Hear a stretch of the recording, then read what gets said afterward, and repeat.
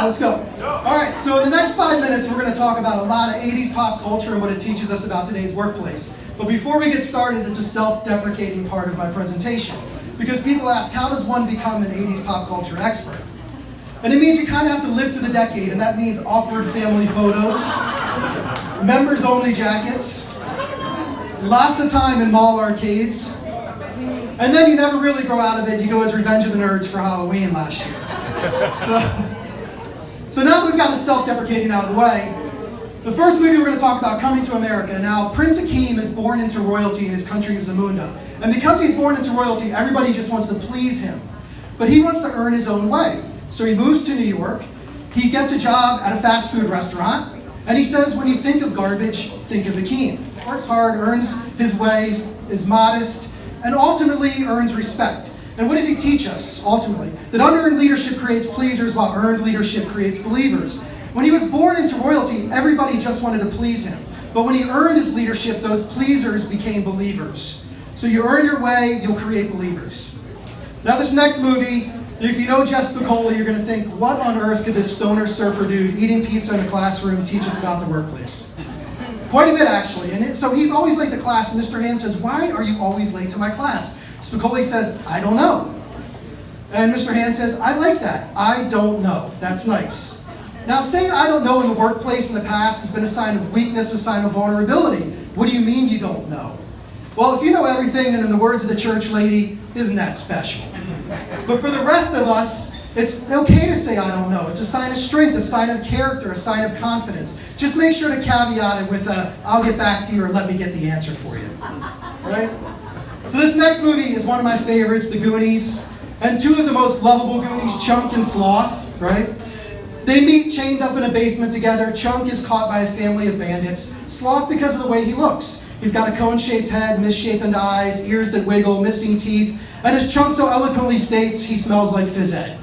Right, so make sure I don't, just in case I meet you guys later. But see, Chunk looks through all these things that everybody has used to judge Sloth. He looks past these things and he embraces him. He brings him into this group and he wants to be his friend. And what he teaches us is that our teams and companies are stronger when we include everybody. Right? Workplace cliques are for high school, not the workplace. It's the human thing to do, the right thing to do, and the problem solver that for your business may be the person you've been overlooking. Now, there was a musical icon in the 80s named Prince. You guys might know him, in 1987. Suzanne Vega was an alt singer. She had a song called My Name is Luca.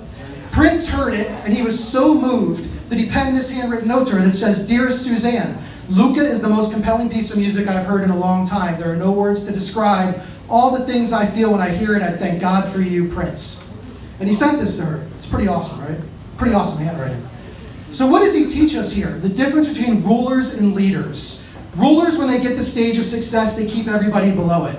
Leaders share the stage. They encourage. They lift people up. He saw that she was doing something great, and he wanted her to know. Encouragement doesn't cost a thing. Now, this guy here, Mr. Miyagi, should be everybody's manager, because when we see him, we just kind of relax, right? Everything flows off of us. And why is it that we stress in the workplace, we become overwhelmed, and it's usually like a particular person that just stresses us out? Mr. Miyagi said, don't forget to breathe. Very important. You'll do it 12 to 20 times in the next minute. But if you start thinking about that person at work that aggravates you, do you feel your body tightening up? Your teeth are grinding? You're thinking, maybe I'll just go in there tomorrow and drop F-bombs all over that person? We rarely heed the warnings, but stress really is like dehydration. And once you realize you have it, it's too late. So tomorrow when you go into the office and you see that person that stresses you out, just remember, Mr. Miyagi, don't forget to breathe. Now this last lesson here, this group of guys, the outsiders, you may recognize a few of them. Tom Cruise, pre-dental work, clearly. Patrick Swayze, my man crush. I love me some Patrick Swayze. Now, I get asked, how come you left a high-paying, stable, secure corporate job to speak and write? Maybe I'm stupid, I don't know.